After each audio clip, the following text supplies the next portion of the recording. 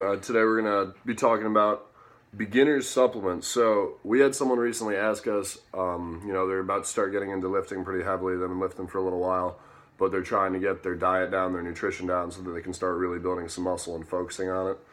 So they asked us what supplements we thought were necessary for them to start buying and using. So this video, we're just going to talk a little bit about the main supplements that we use and what we think is actually necessary for people to use. Quick little disclaimer, supplements, of course, are not actually necessary for you to make any progress in fitness. Supplements are, by definition, they're supposed to supplement what you're already doing. They're supposed to help you out. You don't need them for anything. As long as you have good nutrition, good training plan, you will be completely fine without them. That being said, if you have the money to throw, they definitely can help. Yeah, if you got money to spend, they can totally be, useful. You can use, things to enhance always, but the main point is putting in the hard work and just having a good diet and grinding. 100%. All right, so we laid out some of the fucking shit that we use, so we're just going to go down the line here and talk about what we think is the most important. Starting with fucking pre-workout. This shit right here, this is my personal favorite. I've been taking this for a few years. I first experimented with it probably, 3-4 years ago. I wasn't too serious into lifting, but I took it and I was like, holy fuck. Dude's a Hyde fanboy. First time I took probably a scoop and a half and I nearly passed out. I do not recommend, even at first, if you haven't taken pre-workout before, I'd probably start with half a scoop. You'll get the jitters, but if you can find the right dosage and your tolerance will always keep increasing as you are on it, this is good stuff right here. Cotton candy is the flavor I got right now. Do not recommend. It's not good. Sometimes you just gotta play it, you gotta try things, and this was unfortunately not something I like. But I've tried green apple. It's a good flavor if you like Jolly Rancher green apple. But yeah, there's all sorts of great flavors of pre-workouts, but this is a favorite. First time I ever tried pre-workout in general, actually, I took a scoop of that. I borrowed some from him. This was like about a year ago. When I did, we deadlifted that day, and I just got dizzy as fuck. I was sick. I definitely felt my pump. I felt it was great, but I started getting dizzy, and I definitely felt pretty nauseous from it. So he's not kidding. Be careful about that if you haven't used pre a lot. I'm currently using Alpha GX7, which you can order off Amazon. Pretty good, pretty effective. Gives you a little bit of the jitters, which I kind of like. But, the pump is good too. It'll give you, a lot of them enhance your pump. You got to read up on them. Some of them are more jittery, some of them just give you a nice pump. But so pre-workout, probably the one that we would recommend the most. You don't need it again, of course, but especially if you're a person who likes to go lift early, it definitely helps you maximize your pump because you just get super into it. There's obviously a bunch of caffeine in it. It gets you really hyped up, helps get your metabolism going. So yeah, something mental too about it. Just helps you. I took my pre-workout, I'm ready to go. Just in the zone. Good shit. All right, so moving on. Next year we got a fat burner. This one's called Advanced Intensify Black. This one's got mostly green tea extract in it, which, like most fat burners, that's what they're going to do. What fat burners really do is they try to accelerate your metabolism and raise your body heat so that you sweat. Again, if you really this is probably the one that I would recommend the least. If you really want to be on a stack and you really have the money to throw, then go for it. It can help, but they're not fucking, you don't need them. They're not great. No, just diet. Yeah, diet, honestly, diet means way more. Diet and cardio will do way more. Especially at the beginner, you can just get into a habit of, good diet. All right, so moving on from that, because honestly, fat burners kind of fuck them. Not that necessary. We got this one for cheap because we got a homie who works at GNC, so that's why we're still running through it, but shout out. Major shout out, Diego.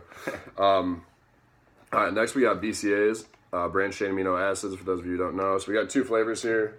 We should have brought out one of the charged. Yeah. So yeah, we got PMD. This is lemonade right here. This is what we just got off. And then you want to talk about this one? This is the one you're on right now. This is BPI Sports, one of my favorite BCAAs. Just, they're mostly all the same. It's just the flavors I like. I just tried this Rainbow Ice one. If you like bombsicles, red, white, and blue ones, it's exactly like that. So good as fuck. Definitely recommend this one. But, like we were saying, you don't need them with the right diet. You eat enough protein. All BCAAs are is just for recovery. It helps your muscles repair quicker, and you're a lot less sore. But if you eat the right diet, they're unnecessary. But probably after pre-workout, that would be my second supplement I'd recommend. I agree. BCA is really what they do. They're branched chain amino acids. What amino acids do is they're necessary for protein synthesis. So they help your body, after you tear down your muscles after a workout, they help your body recover and rebuild those muscles faster. So basically, it's just help with recovery time and muscle protein synthesis. Again, they're helpful. Some of them taste kind of like chalk and taste like shit. I definitely think BPI does a really good job of making theirs not taste chalky and taste pretty good. So if you're going to get them, I would recommend BPI. These weren't bad either, honestly. They're pretty good. Most BCAs aren't very bad. Yeah, what he was talking about with the charged, all it is just they put caffeine in some of them, and it's kind of like a pre-workout. So if you want that extra pump, take the pre-workout plus the charged. But like I said, careful on the dosage because you don't want to be keeling over in the gym. Be like us for a while. You could be on the fat burner, which is caffeine, pre-workout, caffeine, and the fucking BCA charged, and you'll just be. You better lift at 6 a.m. because otherwise you're not gonna go to bed. All right. Anyways, moving on. So BCAs, again, not totally necessary. They are helpful if you have money to throw in. They're usually pretty cheap.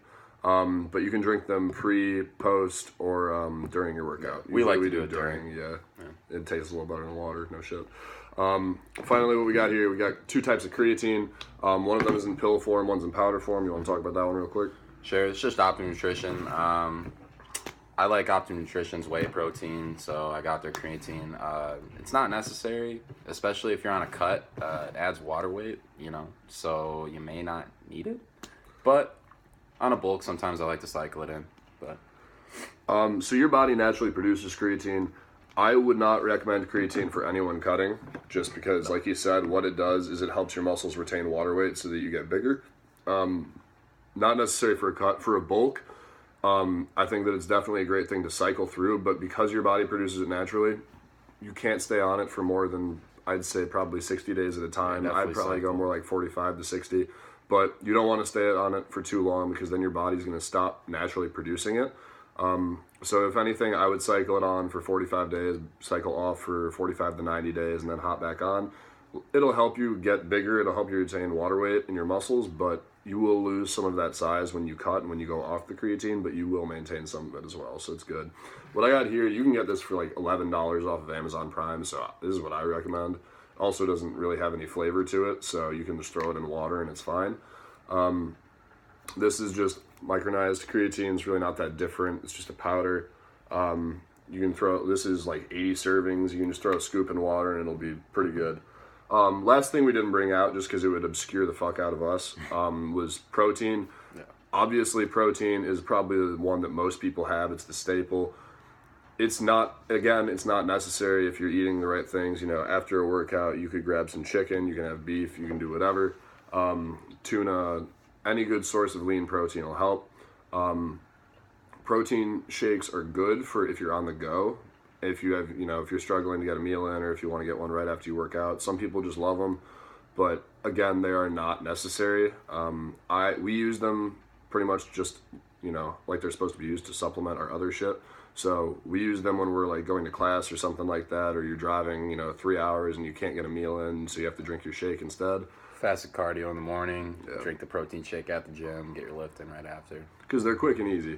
But the thing about them is also that there are a lot of mass gainers out there, which are just loading you up with calories and shit.